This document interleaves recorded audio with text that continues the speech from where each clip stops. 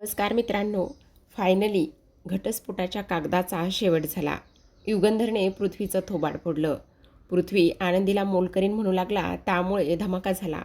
एवढंच नाही तर शिल्पाने मात्र आनंदी आणि युगंधरच्या लग्नाला 2 महिने पूर्ण होत आहेत म्हणत युगंधर समोर पार्टी करण्याचा प्रस्ताव ठेवलाय. खूप राडे आणि खूप धमाका आजच्या भागामध्ये झालाय, त्यामुळे हा व्हिडिओ शेवटपर्यंत पहा.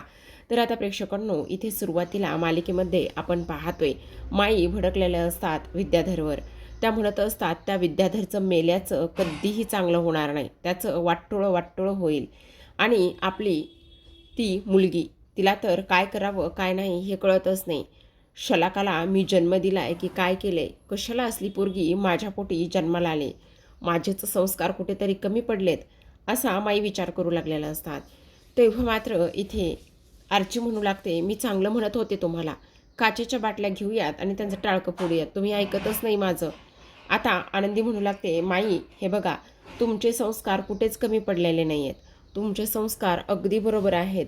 कारण माई, तुमच्या एक गोष्ट लक्षात येते का, जर तुमचे संस्कार कुठे कमी पडलेले असते तर मग इथे समिधाताईंचं नाव आत्तापर्यंत निघलं नसतं.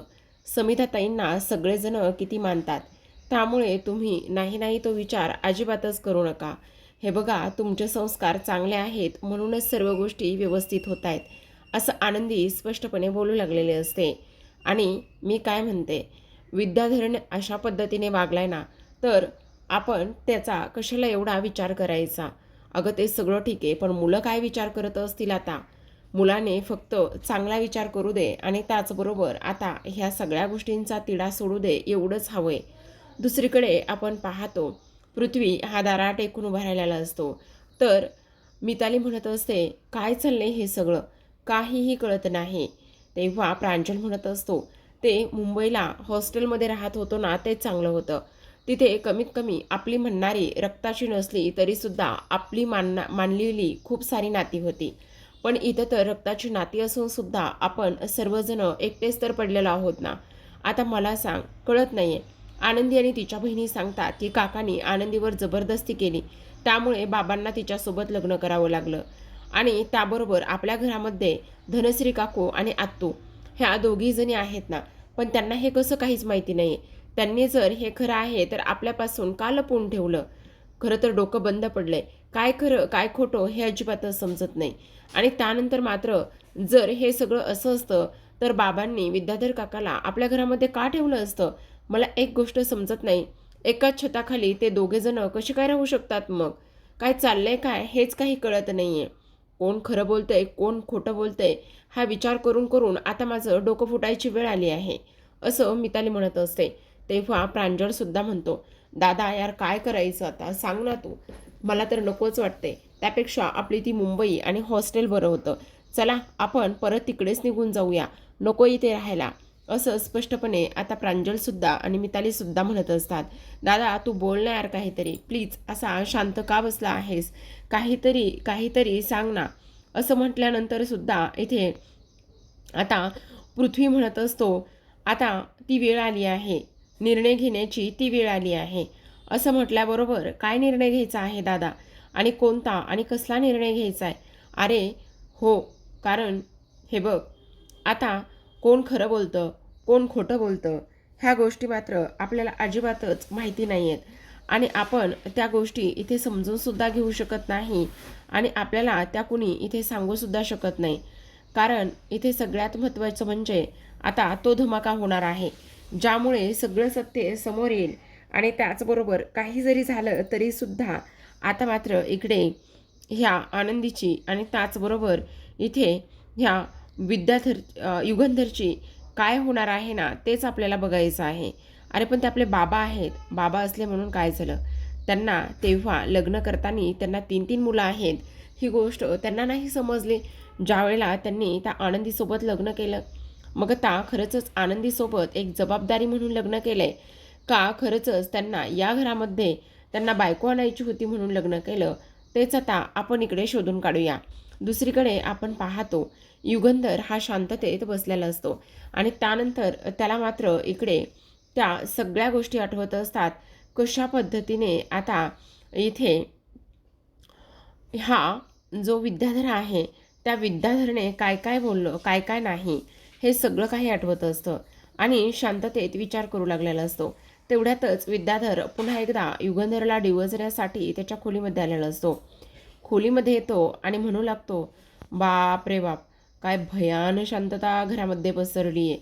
काय रे दादा, मला एक गोष्ट सांग, एवढी भयान शांतता आपल्या घरामध्ये केव्हापासून पसरलेली आहे? पण दादा तू काही म्हणा, तू हरलास बरं का आता. आणि तू हरल्यामुळे ह्या सगळ्या काही गोष्टी इथे अशा झालेल्या आहेत. काही म्हणतो, पण तुला एक गोष्ट सांगू का, सगळ्यात महत्त्वाची, काही जरी झालं ना तरीसुद्धा इथे हाच मला जिंकल्याचं खूप छान होते बरं का. आता काय रे, पोरं मात्र त्याचा निर्णय ते देतीलच, तू काळजी करू नकोस. आणि त्याचबरोबर तू कसा आहेस काय आहेस ना हे सुद्धा आता पोरांना चांगल्याच पद्धतीने समजलेलं आहे. त्यामुळे आता काळजी वगैरे करण्याची काहीच गरज नाही आहे. पण खरी मजा आली आ, म्हणजे आतापर्यंत तुम्ही टनटन टनटन वाजत होतात, पण आता मात्र इकडे काय झाले, कशा पद्धतीने ह्या गोष्टी मी घडून आणल्यात हे मात्र तुम्हाला समजायला हवं. बरोबर की नाही? समजलं कशा पद्धतीने मी काय केलं आहे आणि काय नाही, ह्या गोष्टी तुम्हाला समजल्यात का? असं स्पष्टपणे तो आता इथे बोलू लागलेला असतो. तेव्हा मात्र आता लगेचच युगंधर म्हणत असतो, थांब जरा, एवढी घाई आणि एवढा आगाऊपणा अजिबातच करू नकोस.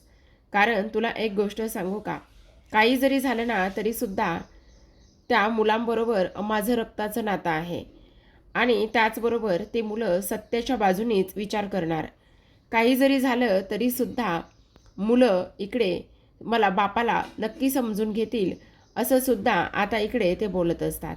आता हे सर्व काही बोलल्यानंतर इथे तो म्हणत असतो, अरे कसली रक्ताची नाती आणि कसलं काय, मला माहिती ना मुलं तुला कसं आणि काय समजून घेणार आहेत. बघ आता मुलं त्यांचा असा निर्णय देतील ना, आणि त्या निर्णयामुळे मात्र इकडे तुझं काय होणार आहे ही गोष्ट तरी तुला समजणार आहे का? तेवढ्यात शिल्पासुद्धा तिथे आलेली असते. शिल्पा म्हणत असते, युगंधर, मुलांनी त्यांचा निर्णय दिला आहे आणि मुलांनी दिलेल्या निर्णयामुळे तुला मात्र ताबडतोब त्यांनी खाली बोलवलेलं आहे, असं शिल्पा स्पष्टपणे येऊन सांगत असते. तेव्हा मात्र इथे आता युगंधर जात असतो.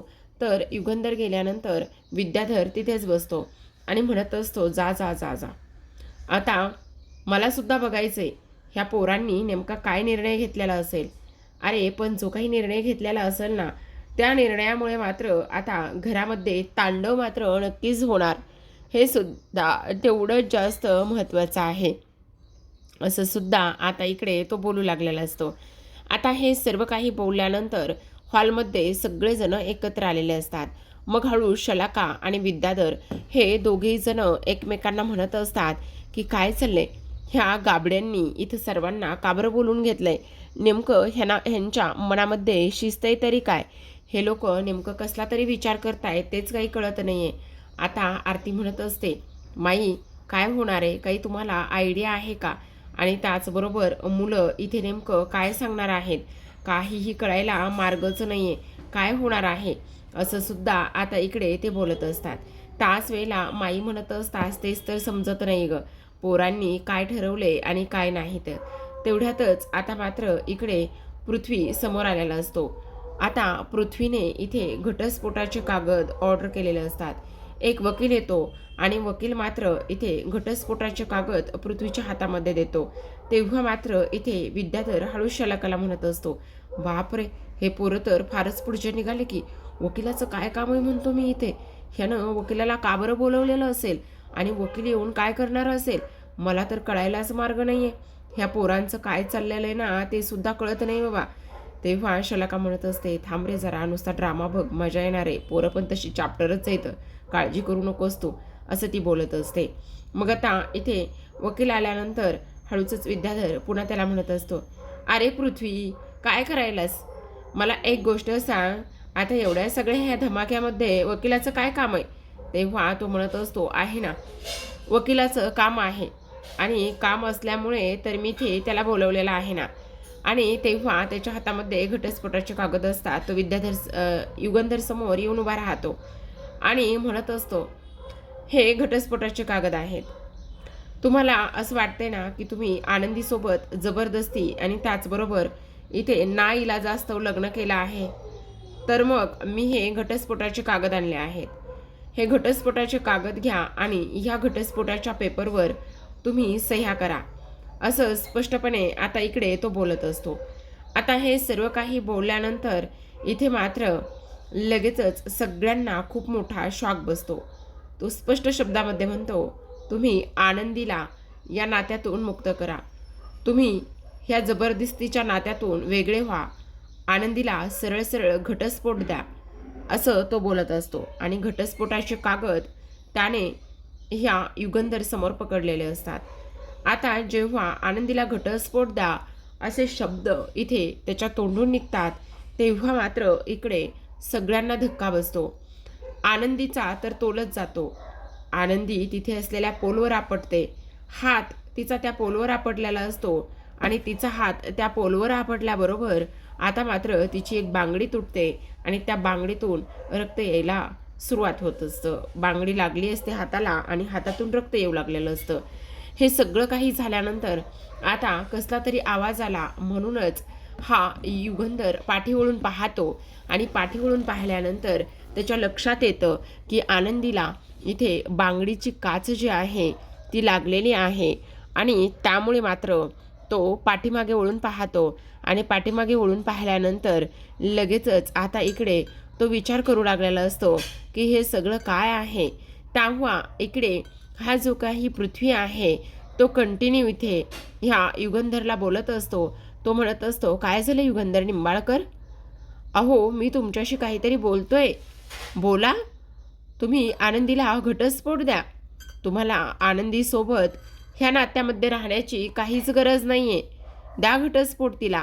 आणि फार रिकामे, एवढा विचार कशासाठी आणि का करताय तुम्ही?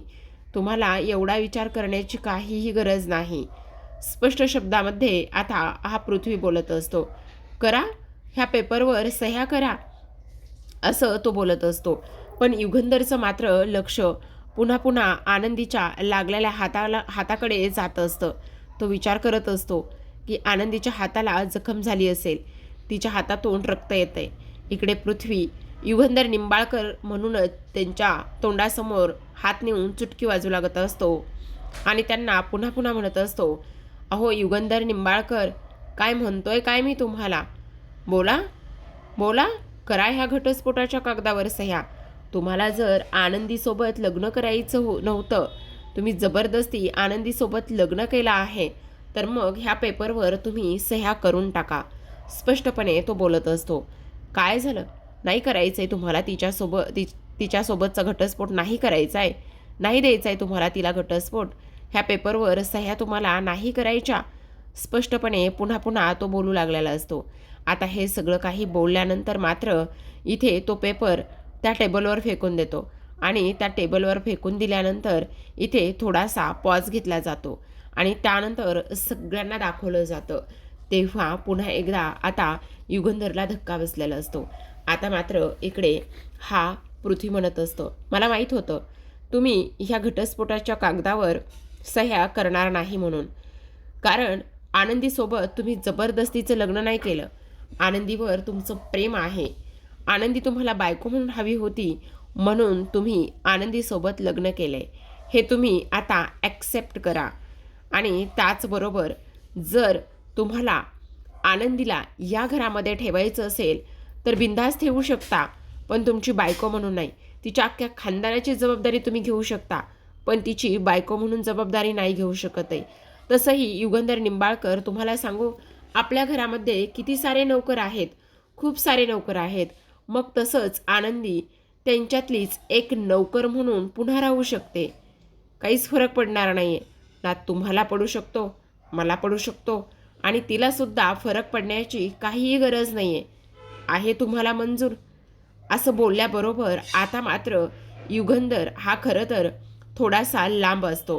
पण जेव्हा युगंधर हे बोलताना लांब असतो तेव्हा पुन्हा युगंधर हळूहळू पावले टाकतच आता पुढे येऊ लागलेला असतो.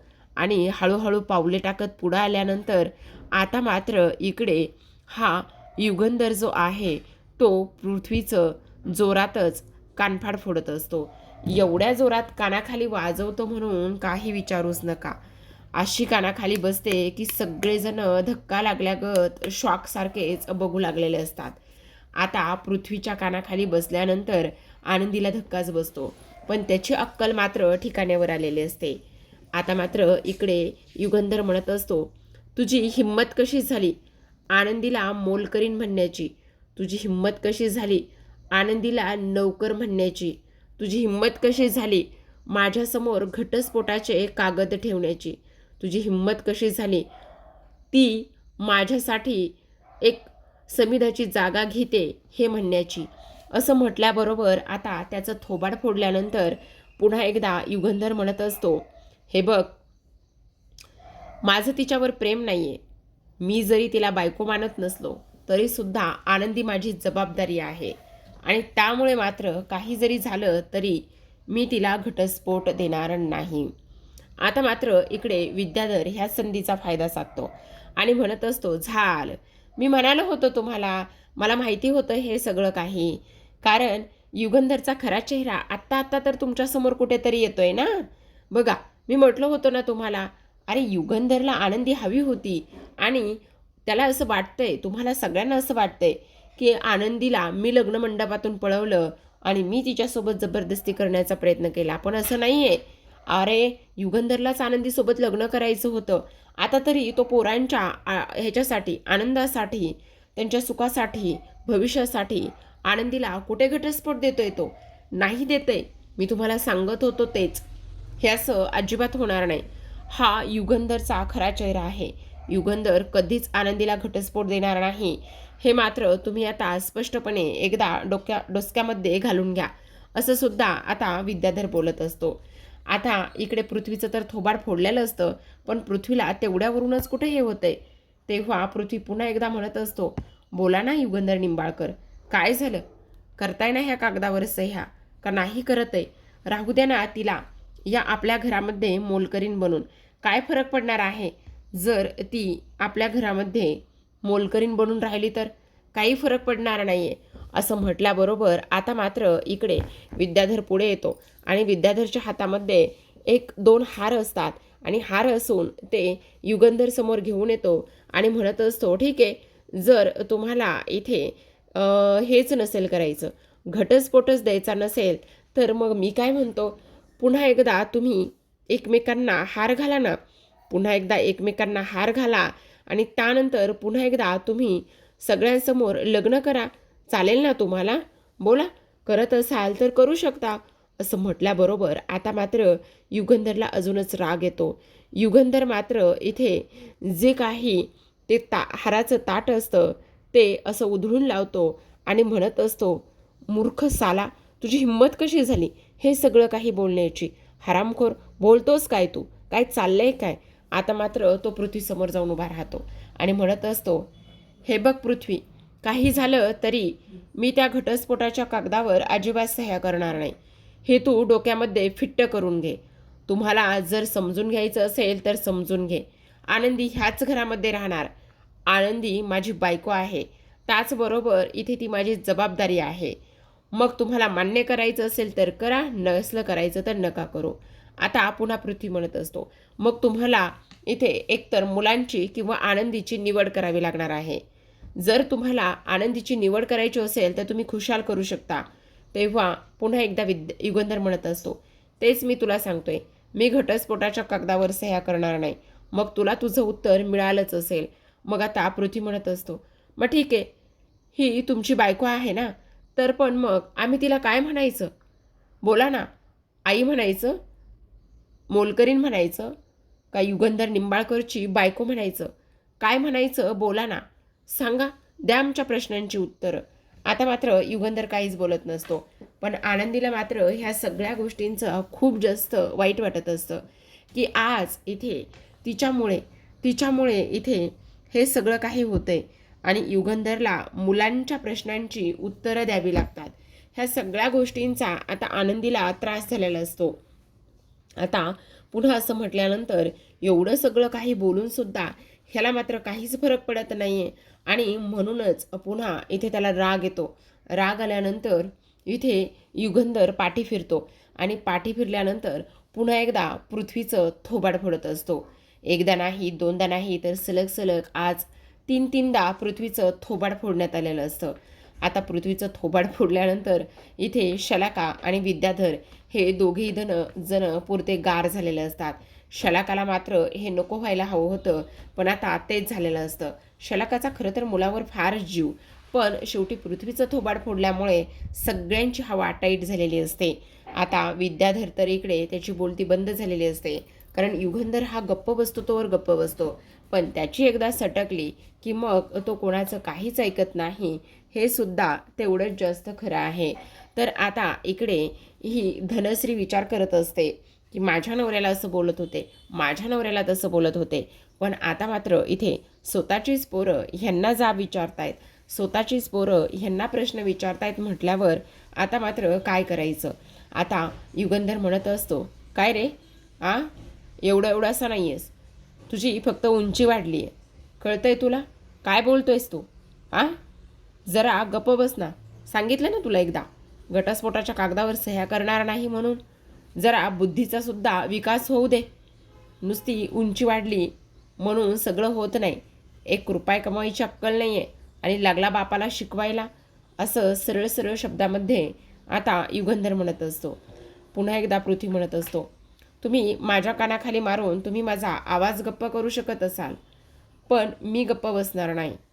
तुम्हाला स्पष्ट शब्दामध्ये सांगतो, एकतर तुम्हाला आनंदीची निवड करावी लागेल किंवा एकतर तुम्हाला तुमच्या मुलांची निवड करावी लागेल आणि हेच माझं फायनल उत्तर असणार आहे, अशा स्पष्ट शब्दामध्ये आता इकडे तो बोलत असतो.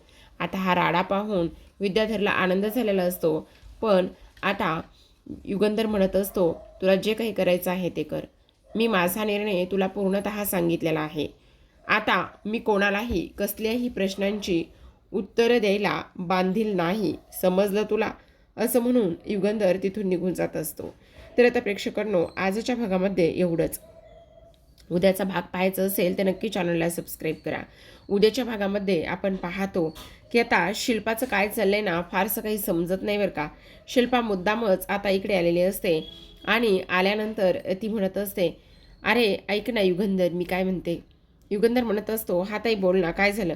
अरे झालं काही नाही, पण मला असं वाटतंय की इथे तुमच्या लग्नाला ना उद्या 2 महिने पूर्ण होत आहेत.